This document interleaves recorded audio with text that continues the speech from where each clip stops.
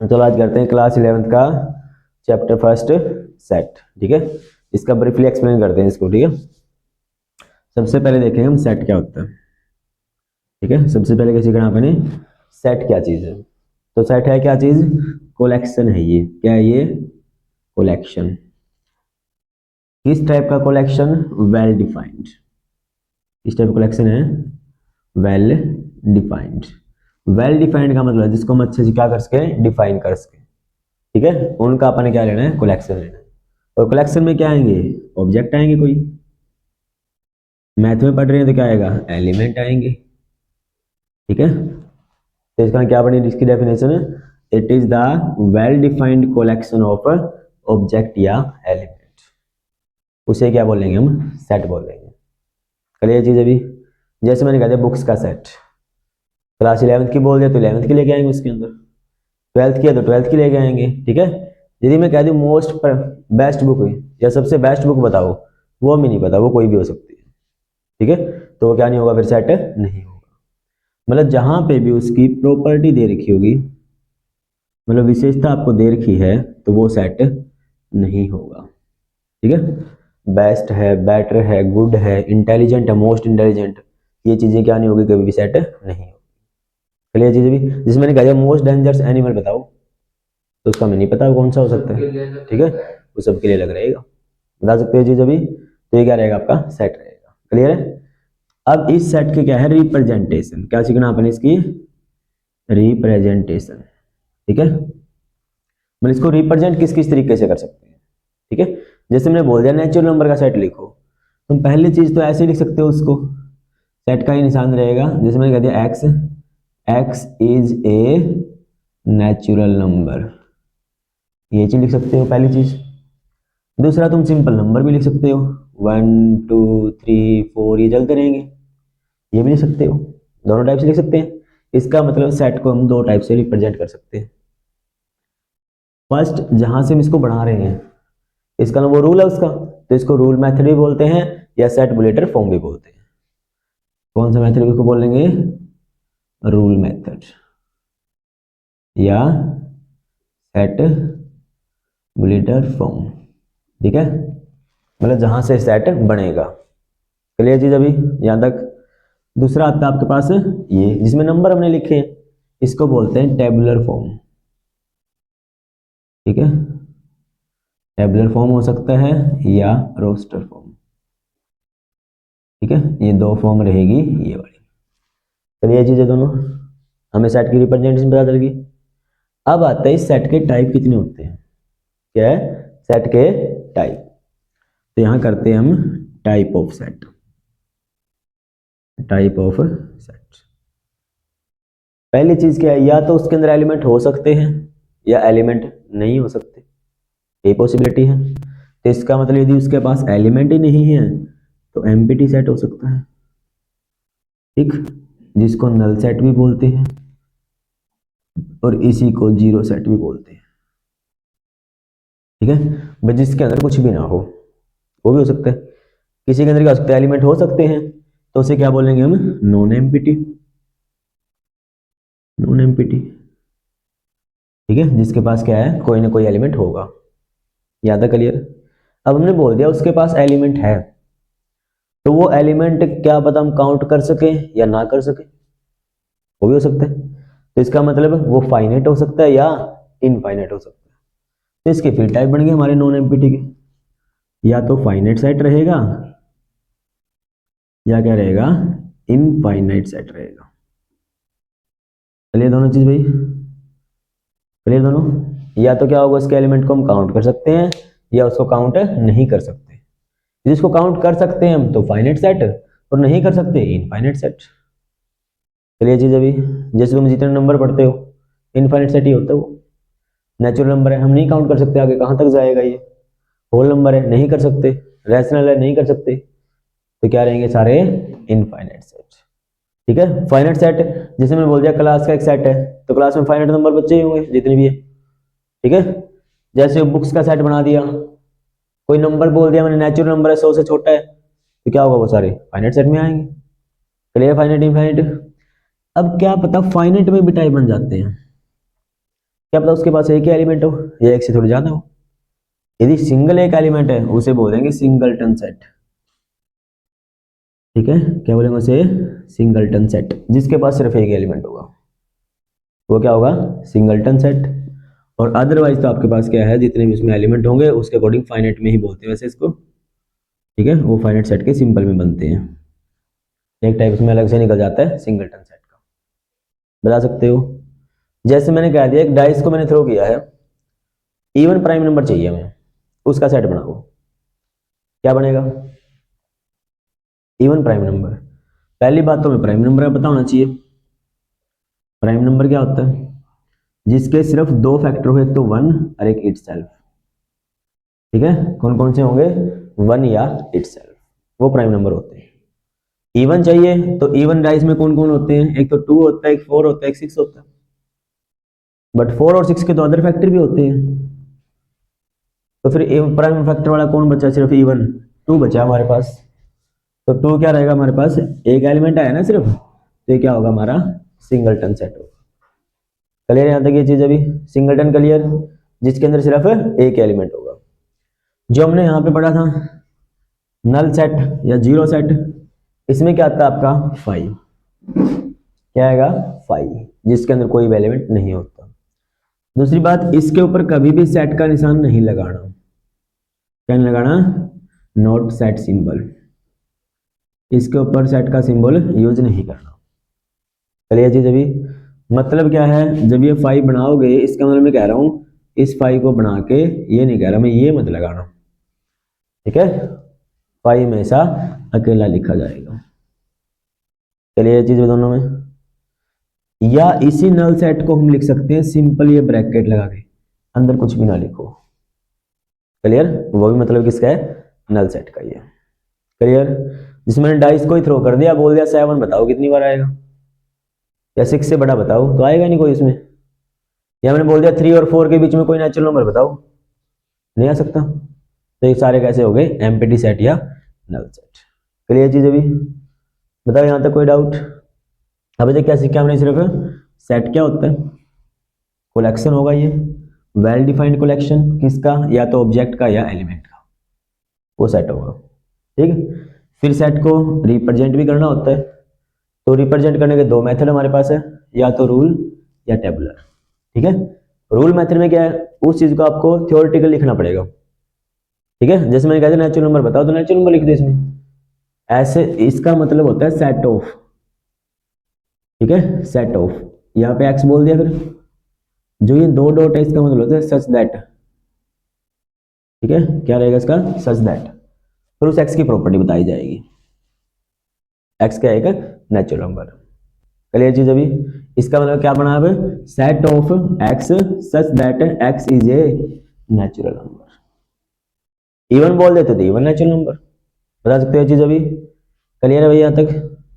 यदि इसी को दूसरे फॉर्म में रिप्रेजेंट करना वो भी कर सकते हो।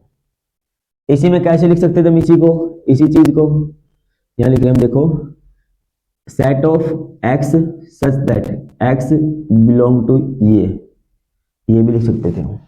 ठीक है, अब ये कुछ सिंबल है, अब इसको डिस्कस करेंगे ये क्या चीज आती है। ठीक है, जो ये सिंबल होता है ना, इसका मतलब होता है बिलोंग टू।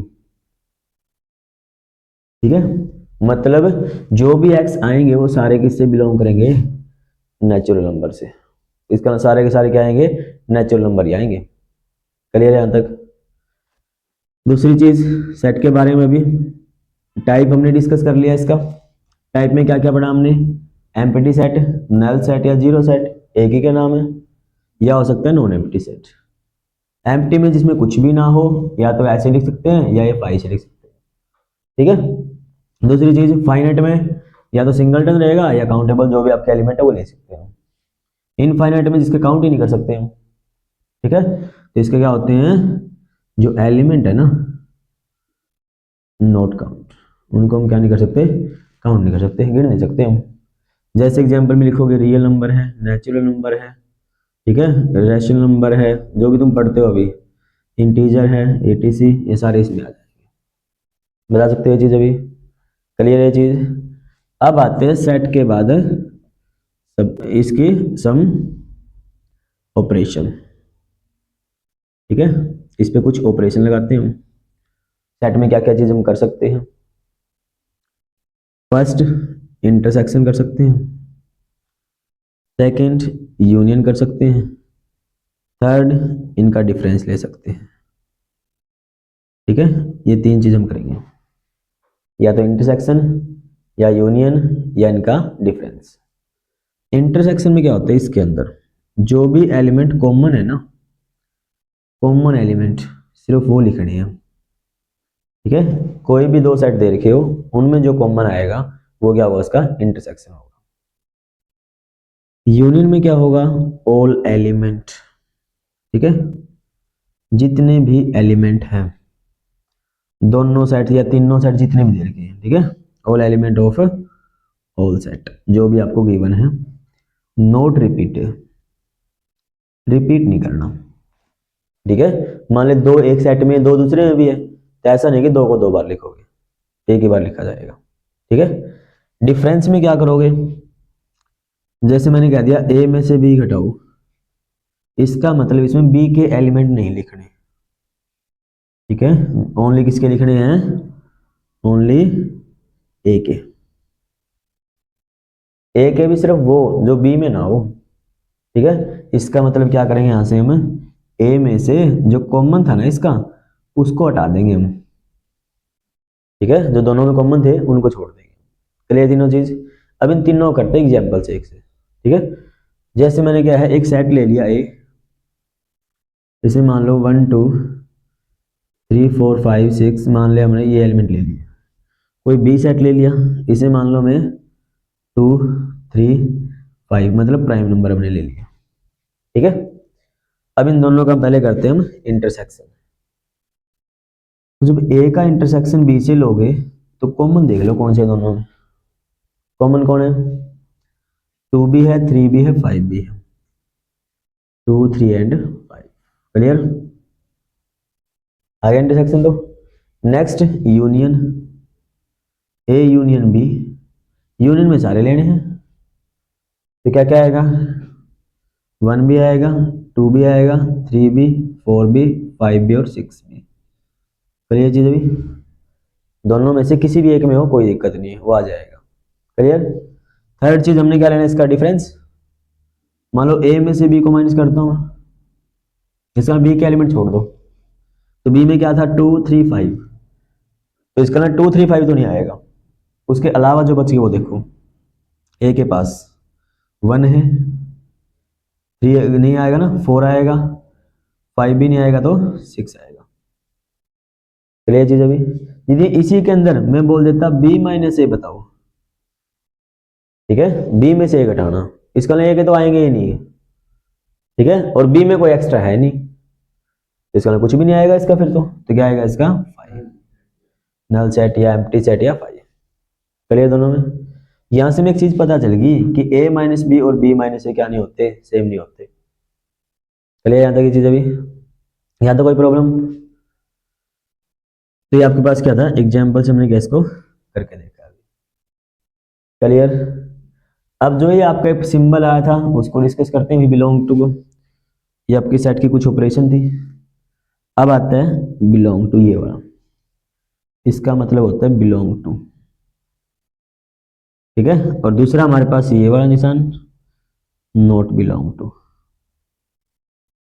ठीक है, नॉट बिलोंग टू, मैं बढ़ गया चीजें भी, बिलोंग टू या नॉट बिलोंग टू। अब देखो इसका एग्जांपल इसी से कर लेते हैं। मैंने कह दिया क्या 3 बिलोंग करता है ए के अंदर, इसका ना क्या 3 ए में है इसके पास, तो इसका ना ये बिलोंग कर जाएगा। ठीक है, जैसे दूसरा मैंने बोल दिया कोई नंबर, मान लो 4 बोल दिया मैंने, क्या वो बी के अंदर है, नहीं है वो, तो नॉट बिलोंग टू। क्लियर, यदि उसके अंदर है तो बिलोंग टू, अदरवाइज वो नहीं। क्लियर यहां तक। और याद रखना जो ये बिलोंग टू वगैरह नॉट बिलोंग टू है, ये हमेशा एलिमेंट करते हैं, नॉट सेट। ये चीज जरूरी है भाई, हमेशा क्या करेंगे, एलिमेंट ही बिलोंग करेंगे, सेट कभी बिलोंग नहीं करेंगे। इसका मतलब क्या करना चाहता हूं मैं, यदि मैं 3 के ऊपर ऐसे सेट लगा के मैं पूछ लूं क्या बिलोंग करेगा ए में, ये नहीं करेगा। क्लियर। सेट कभी बिलोंग नहीं करते, बिलोंग एलिमेंट करेंगे, ठीक है। और सेट तो क्या बनेंगे, सब सेट बनेंगे, वो डिस्कस हम नेक्स्ट करेंगे। क्लियर यहाँ तक ये सेट के बारे में? यहाँ तक कोई दिक्कत है बता सकते हो, कोई भी प्रॉब्लम है कहीं पे? क्लियर सेट के सारे मैटर, यूनियन इंटरसेक्शन क्लियर? कौन सा, ये वाले? देखो 3 है, ए में ए के पास ए सेट ये अपना है तो ये बिलोंग करेगा। क्या 4 है बी के पास, तो इसका ना नॉट बिलोंग टू आएगा। और यदि ऐसा लगा दिया, इसके ऊपर सेट का निशान लगा दिया, तो वो कभी बिलोंग करता ही नहीं। क्लियर? फिर एक सेट हो गया, हाँ अलग सेट बन गया भैया। क्लियर? अब एक टाइप और सेट का आपका बचता है, वो भी आज कंप्लीट करते हैं, यूनिवर्सल सेट। ठीक है, यूनिवर्सल है, यूनिवर्सल यूनिवर्सल सेट। ठीक है, यूनिवर्स क्या होता है, जिसमें सब कुछ हो। यूनिवर्सल भी वही सेट है फिर, जिसमें जितने भी सेट दिए होंगे ना वो सारे होंगे इसके अंदर। तो जैसे हमने एक एग्जांपल से सिखाते हैं हमें, या इसको डेफिनेट कर दो, which contain all given set, जो तुम्हें दे रखे हैं वो सारे सेट होने चाहिए। ठीक है, जैसे हमने क्या है कि यूनिवर्सल सेट के लिए एक एग्जांपल ले लिया, 1 2 3 4 5 6 7 8 9 और 10, मान लीजिए 10 नंबर है। ठीक है, और इनके लिए मैंने 2 सेट यही ले लिए, ए एंड बी। क्या ए और बी इसके अंदर है दोनों के सारे एलिमेंट है इसके पास, तो इन दोनों सेट के लिए यूनिवर्सल सेट ही होगा। ठीक है, कोई तीसरा सेट भी ले सकते हैं हम, मान लो सी सेट और ले लिया हमने, इसमें 5 7 8 और 9 है मान लो, तीनों भी इसके अंदर है, तो इन तीनों के लिए क्या काम करेगा, ये यूनिवर्सल सेट का काम करेगा। क्लियर है? जिसके अंदर सारे के सारे जो भी आपको गिवन सेट है वो सारे इसके अंदर होने चाहिए। क्लियर? Universal set. अब इस यूनिवर्सल सेट की वजह से आता है कॉम्प्लीमेंट का मैटर, सेट का कॉम्प्लीमेंट। क्या हम सारा डिस्कस सेट के बारे में करेंगे, ठीक है, नेक्स्ट में सारा डिस्कस सबसेट के बारे में करेंगे। क्लियर? सेट में भी नेक्स्ट आता है हमारे पास कॉम्प्लीमेंट। जैसे मैंने कह दिया ए है, इसका कॉम्प्लीमेंट ऊपर जैसे ट्रांसपोज लगाते हैं ना वो लगाते हैं। इस कॉम्प्लीमेंट का मतलब क्या है, जो यूनिवर्सल सेट था पूरा उसमें से ए को माइनस कर दो। ठीक है, कॉम्प्लीमेंट का मतलब उसको छोड़ के जो बच गए वो सारे, इसका मतलब उसको छोड़ के मतलब उसको घटा दो यूनिवर्सल में से। तो देखो इसका ए का कॉम्प्लीमेंट क्या आएगा, आप देख सकते हो, यूनिवर्सल में से क्या करो, ए को हटाओ। देखो यहाँ पे क्या करेंगे, यू में से, यू तो हमारे 10 तक है और ए हमारा 6 तक है, तो क्या आएगा इसका एलिमेंट में, 7 8 9 और 10। क्लियर यहाँ तक ये चीज, ये होगा कॉम्प्लीमेंट। यदि मैं इसका दोबारा फिर कॉम्प्लीमेंट कर दूं,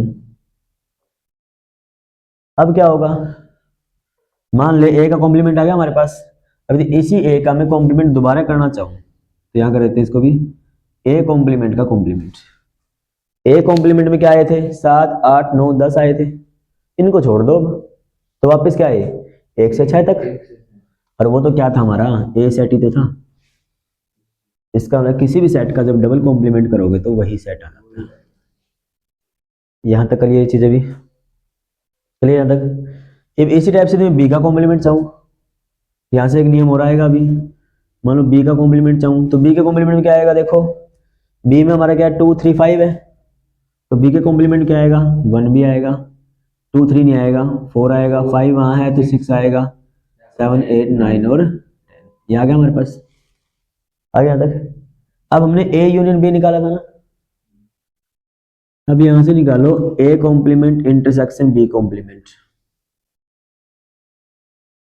ए कॉम्प्लीमेंट हमारे पास क्या था, 7 8 9 10, और बी कॉम्प्लीमेंट में भी 7 8 9 10 है, तो इसका क्या आएगा, यहाँ से 7 8 9 10 आएगा ना।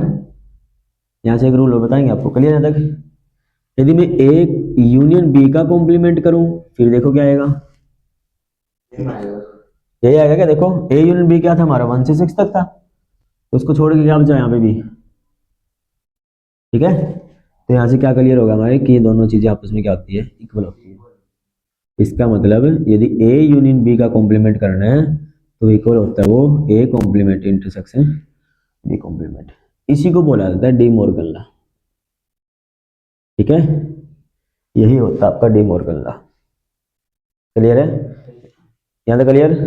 यदि यहाँ यूनियन है तो यहाँ इंटरसेक्शन आएगा, यदि यहाँ इंटरसेक्शन है तो यहाँ पे यूनियन आएगा। क्लियर, यहाँ से डी मॉर्गन लॉ भी। तो ये सारा मैट्रिक इसके बारे में था, आपका सेट के बारे में। ठीक है, एक आपका पावर सेट भी आएगा, बट वो डिस्कस करेंगे हम जब सब सेट पता चलेगा। करिए यहाँ तक। तो इसमें कोई भी डाउट है वो आप डिस्कस कर सकते हो, कहीं से कोई भी प्रॉब्लम है इस चैप्टर के बारे में। ठीक है, तो नेक्स्ट में हम सीखेंगे सबसेट के बारे में। तो आज के लिए आपके क्या है, इतना डिस्कस करते हैं।